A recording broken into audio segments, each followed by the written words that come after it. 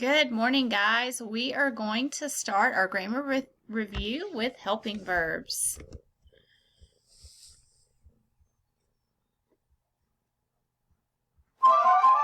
These 23 helping verbs will be on my test. I gotta remember them so I can do my best. I'll start out with A and finish with the T. Just call me the mean lean verb machine. There are the 8 B verbs that are easy as can be. Am is are, was and were. Am is are, was and were. Am is are, was and were. Be, being and been. All together now the 8 B verbs. Am is are, was and were. Be, being and been. Am is are, was and were. Be, being and been. Am is are, was and were. Be, being and been. There are 23 helping verbs and I've recited 8. That leaves 15 more that I must relate. Knowing all these verbs will save my grade. The mean lean verb machine is here to stay. Has, haven't, had, do, does and did. Has, haven't, had, do, does and did. Might, must and may. Might, must and may. Can and could. Would and should. Can and could. Would and should. Shall and will. Shall and will. Has, haven't, had, do, does and did. Might, must and may. Can and could. Would and should. Shall and will. In record time I did this drill. I'm the mean lean verb machine. Still. So let's take a look at these sentences. We are going to identify the helping verb in each sentence. The boys are playing outside. Are is our helping verb. We know a helping verb goes with another verb. Sometimes we see it at the beginning of the sentence, like in number 2. Is the cat sleeping in the chair? Is our helping verb. We know that if a helping verb is at the beginning of our sentence, then we have a question, which is an interrogative sentence. We're going to talk about sentences tomorrow. I am going to the store for milk is your third sentence.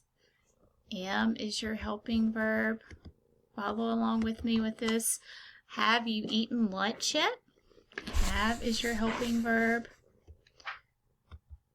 This is also an interrogative sentence asking a question. And then your last sentence says she has 2 more pages to complete. Has is your helping verb.